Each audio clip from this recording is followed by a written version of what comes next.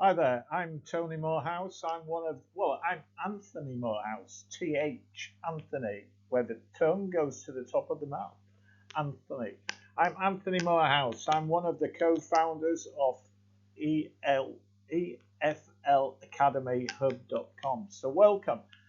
Today we're going to cover just a quick lesson, a brief lesson on the 8 parts of speech. Now, I usually state the 8 parts of speech when we're at a certain level in grammar. Because one of the weaknesses is, especially when we move up from pre-intermediate to up intermediate, is the backbone of the language, which is grammar, which is the 8 parts of speech. So I suggest always at this, when we get to these sort of levels, is to make sure that we know the 8 parts of speech. Make sure that we know all the different forms of a part of speech, like all the different types of verbs, like all the different types of nouns, like all the different types of adverbs. And that will help you progress with your grammar. Because even though you're taking courses, not on a course, we don't cover possibly each part of the speech. We do on EFLAcademyhub.com, because we have a course just on the 8 parts of speech. So I'm just going to quickly go over this. So the 8 parts of speech is learning the 8 parts of speech is crucial for any intermediate student, because it helps you understand the structure and grammar of the English sentences. Again, it's a backbone of English, or of many languages. Identify the roles and functions of words within sentences. Construct grammatically the correct and meaningful sentences. Improve their reading comprehension by recognizing how words relate to each other. Okay, like conjunctions. Conjunctions are linking words, so they link 2 phrases together, 2 sentences together to make one whole sentence. Enhance your writing skills by using appropriate word choices and sentence structures. We can develop a stronger grasp of English vocabulary and its usage, and communicate more effectively, and express ourselves closely in both spoken and written. Okay, and this is why when we're learning the 8 parts of speech, like many intermediate students, they struggle with prepositions, on, in, at. Well, we all know prepositions, or should know prepositions are a position of something. So example, are you on the plane, in the plane, or at the plane? Well, prepositions have rules. So you're on the plane. Okay, a jet is a plane. Why are you in the jet and you're not on the jet? Well, the simple rule is on for public, in for private. Okay. Hi there. Now we're going to cover one part of the 8 parts of speech, which are nouns. Okay. So nouns are names, people, places, things, and ideas. Important noun jobs are subjects, direct objects, indirect objects, objects of prepositions, and predicate nouns. There's also many different types of nouns in the noun family. So, plural nouns, for example. So, check them out. What I tend to do when I'm teaching the 8 parts of speech, I tend to go in more depth in our coursework. So, I teach the 8 parts of speech, what each one does, nouns, pronouns, verbs, adverbs, etc., etc. And then I go into and teach each individual noun, the family of nouns, like plural nouns. What are plural nouns? What are direct nouns, etc.? What are definite nouns? So that's how we would learn more grammar. So within nouns, a peacock walked through our yard. A peacock walked through our yard. The nouns being peacock, yard. A peacock is also, nouns are also animals. So remember, nouns are people, places, things, or ideas. So a peacock walked through our yard. A being an article.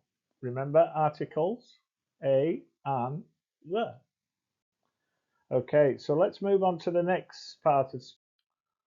Hello, welcome back. This part of speech are pronouns, which take the place of nouns. Now, pronouns, it's a difficult subject.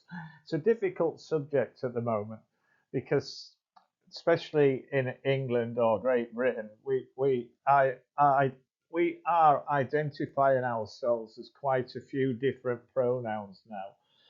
Now, I haven't got a problem with people wanting to identify themselves as whatever they want, but please don't change the grammar. Don't break the grammar. So pronouns, for example, are pronouns I, me, we, us, you, she, her, he, him, it, they, them, that, which, who, whom, this, that, these, those, myself. So pronouns can do anything that nouns can do. So they're just identifying the noun. They're taking the place of the noun. Remember, them is plural. There's more than one when it's them. So an individual can't really call, if they want to change their gender, albeit, but they can't really be called them because it's plural. And it's actually making grammar incorrect. So I don't agree with that. But if people, I totally agree if they want to identify themselves as whatever they want. I haven't got a problem. So the sentence here, we walked across the bridge. Okay, we being the pronoun, walked across the, which is the article. The article being the, a, an, and the in front of a specific noun, okay? So the is a article. So we're going to move on to the next one now. So let's talk about verbs here. So verbs express actions or a state of being. So main verbs express actions or state of being. He swims, which is an action, a subject, and a verb. He is a president, a state of being, which is a subject, a verb, and a noun, which is the object. The president is the object. So helping verbs help main verbs. Helping verbs help the main verb. So they can't stand alone together. Helping verbs and main verbs form verb phrases. She will swim. She has been president. Okay. So the main verb is has. The supporting verb is been. So within the sentence here, we have the shuttle flew into space. Now, flew is a verb. It is the past verb. Remember, verbs can change tenses. They change tenses. So flew is a past verb. So it's a past tense. It could be past continuous. It could be past simple. It could be past perfect. Fly is a present tense. So fly is a present. Past flew. Fly in is a continuous tense. So remember, a verb sometimes changes the tenses. Well, it does. It changes all tenses. And there's 16 different tenses. There's 4 modal verbs. There's 4 model tenses, 4 present, 4 past, 4 future tenses. So 16 altogether.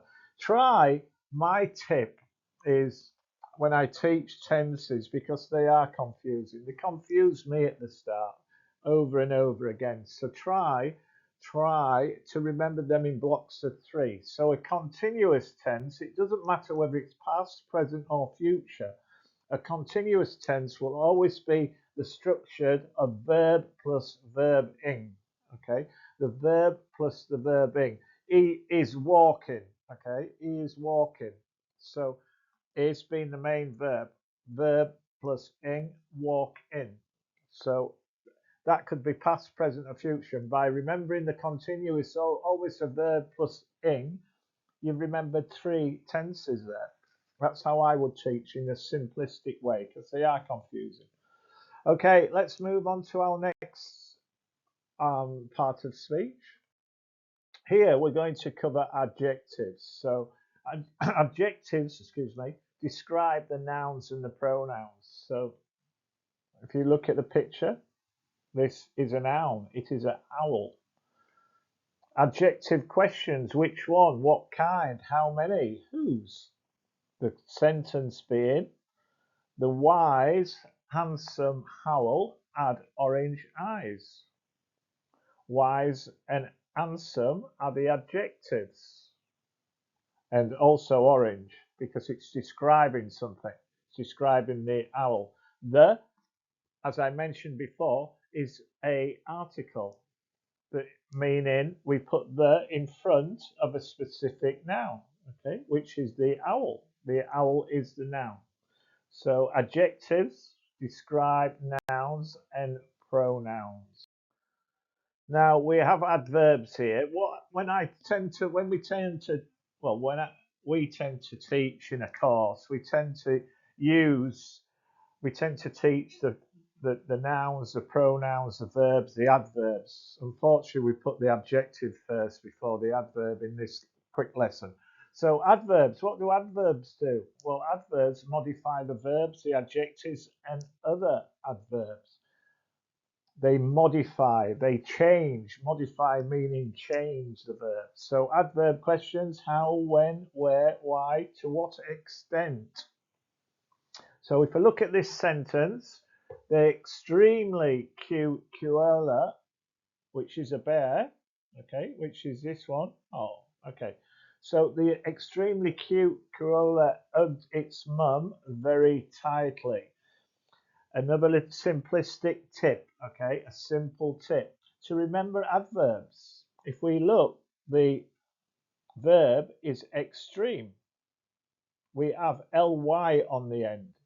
If we look at the second adverb, which is tightly, tight is the verb. We have ly on the end again, okay? So if you see a sentence and you see a verb with an ly on the end, it's an adverb, okay? So straight away, by remembering that little tip, we know they're adverbs straight away, not verbs. We know they're adverbs. That's just a little tip. That's easy, because grammar is confusing at times. So learn it in layman's terms. A word for simplicity, it's layman's terms. Try and learn it in layman's terms, simplicity terms. So let's move on to the next one. Okay, here we have conjunctions. Now, conjunctions connect phrases, two or more words, two or more phrases, two or more clauses, two or more sentences together. They're joiners, they're linkers, they're connectors. With words, tired but happy, okay? But is the conjunction. In phrases, by the river, or the conjunction near the lake. Two phrases together. Clauses: the lion roared and the mouse ran, and being the conjunction. So here within this sentence we've got the hummingbird sat and waited. The hummingbird sat and waited, and being the conjunction. Again, going back to simplicity. Again, in one of our classes at the EFL Academy Hub, myself and some other teachers, we teach how to remember conjunctions. Now, you connectors, linkers, but you remember fanboys. I want you to remember fanboys. Now, fanboys is spelled Fanboys. Fanboys, all one word. It's actually two nouns. It's actually two nouns together, okay? Compound nouns. In the noun term, it's a compound noun because it's two nouns together, fan and boys. But I want you to remember that word for one reason only, the relationship that it has with conjunctions. Because fanboys, every letter of fanboys stands for a conjunction. So F for, A for and, N for no, B for but, U O for or, Y for yet, and S for so, which turns that fanboys into an acronym. Turns it into an acronym. How do we remember fanboys? Well, fanboys could be your favorite boy band, or it could be your favorite title of a book, or your favorite title of a film. As long as you remember fanboys, conjunctions are fanboys, for, and, no, but, or, yet, and so. You will never ever forget them. Okay, you'll never ever forget them. Okay, good. So let's cover prepositions. Now, prepositions are a position of something. They show relationship between a noun and another word or element in the sentence. So prepositions are always in a prepositional phrase. So, for example, at home, during the movie, from your imagination, inside the cave, over the river. So they show a relationship between the noun and another word. So home is a noun, movie is a noun, but is an article. Okay. Imagination, cave, river, nouns. So the frog, if we look at this, the frog sat in the flower. It's not on, this is why prepositions are confusing, because you would think it would be on the flower, but most flowers are not flat. Okay, they're not flat. So flowers, it's inside. Okay, so it's in the flower. And prepositions, they are confusing. So for example, transport. Are you on the plane or in the plane? Well, you're actually on the plane. However, a jet is a plane. A jet is a plane. So are you on the jet or in the jet? You would think you were on the jet, but you're not. Because a jet is something that's private, where a plane is public. So anything within transport, if it's public, you're on it. If it's private, you're in it. Now, also to remember with on, prepositions, they all have rules of some kind. They will have a rule. So for example, at is a location and a place. The rule is one of location and place.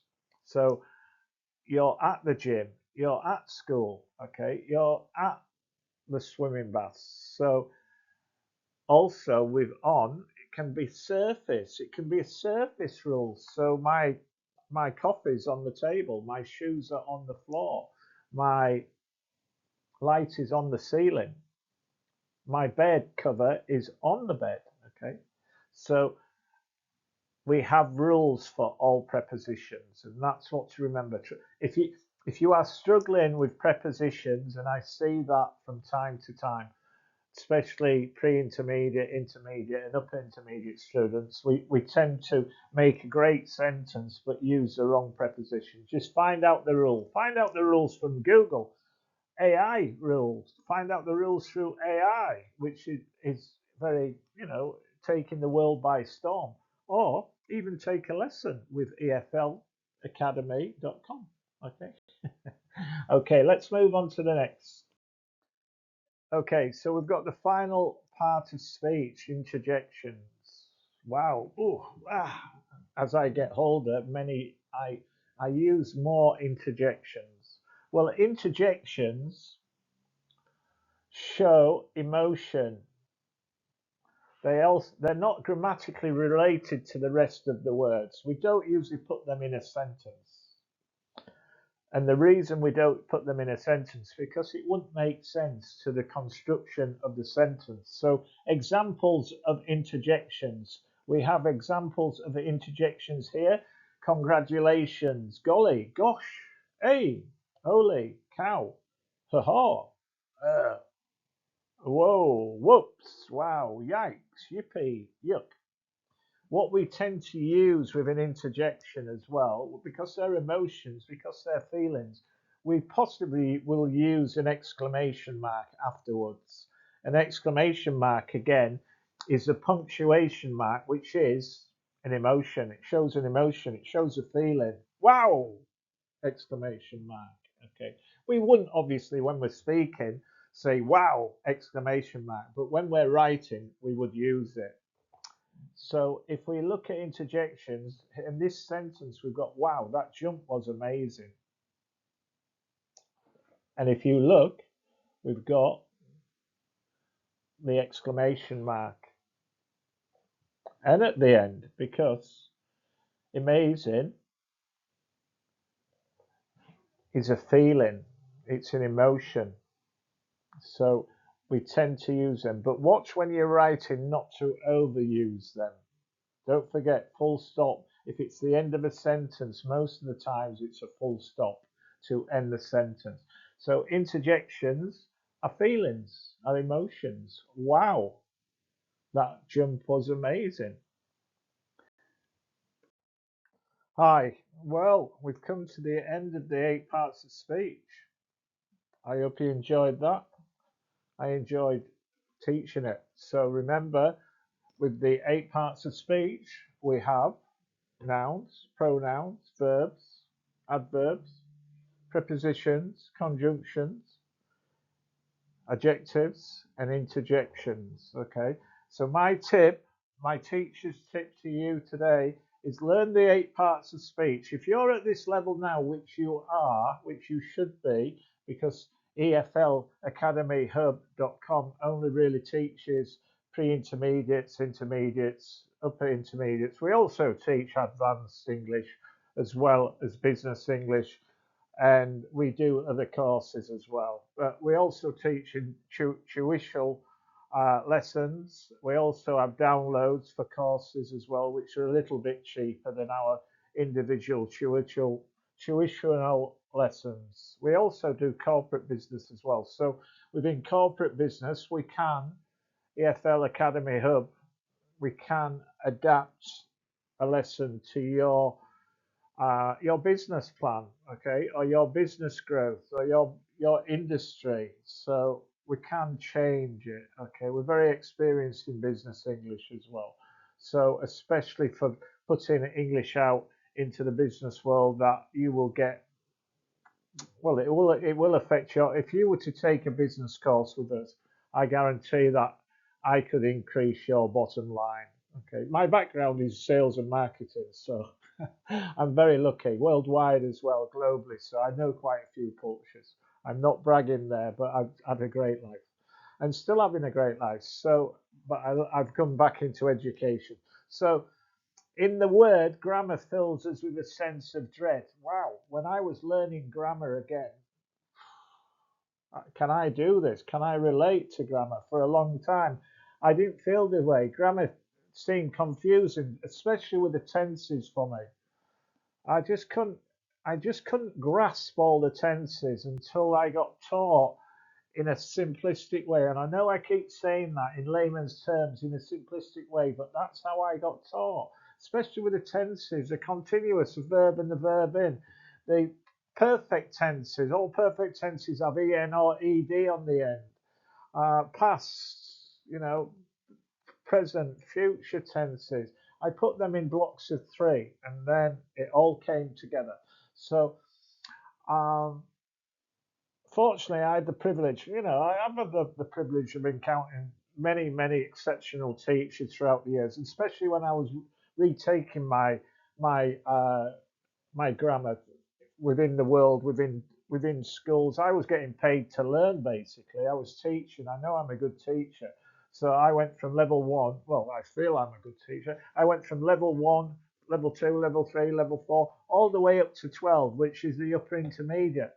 It took me about 2 years, but we got there, and I ended up from teaching at kindergarten, which was very hard, and going up to, because it's very energetic, especially the young children when they're climbing all over you and pulling your tie and being sick on you, bless them. So up to level 12, then, which was advanced, which is upper intermediate, into universities, into colleges, and that's where I felt I wanted to be, in the pre-intermediate, intermediate, upper intermediate education. Ends co-founding EFLacademy.hub. So I've started, we will show you, please come in, take a course. We're at a reasonable price because it's a new portal. We've got some exceptional teachers. We can give you tuition, or you can download and teach yourself. We have with the downloads, with the self-taught lessons, we adapt that. We adapt our techniques within the lesson. So you will see. But please, when you're taking, if you're taking a self-taught lesson, when you're reading, speak it. Okay. If you're seeing a sentence, don't just read it inside your head. Don't think it inside your head. Speak it. Speak it. For the simple reason that kills 6 birds with one stone. When I say 6 birds with one stone, I mean one action, 6 results. Grammar, reading, writing, listening, speaking. And at your level, vocabulary as well. So you're there. You know, you're very close, or you should be very close to being proficient, fluent in the English language as a second language. Well done. If you're listening to this, if you can understand me, if you fully understand, well, if you fully understand what we've been teaching throughout this lesson, or you've got a good grasp of it, you're very close. You're very close. So keep up the good work. Remember, practice makes perfect. Practice does make perfect. Happy learning. Please have a look. Please subscribe, okay? And then you get updates. We don't inundate you with emails every day. We send them possibly once a week. We're very busy as teachers, as coordinators, as educators. So we don't have a lot of time to bombard you with emails, but we will get, there's a lot of offers out there on our courses, and there's some great courses to be had, okay? So take care. Stay safe, be happy, okay? That's what life's too short not to be. Bye bye for now. Bye bye.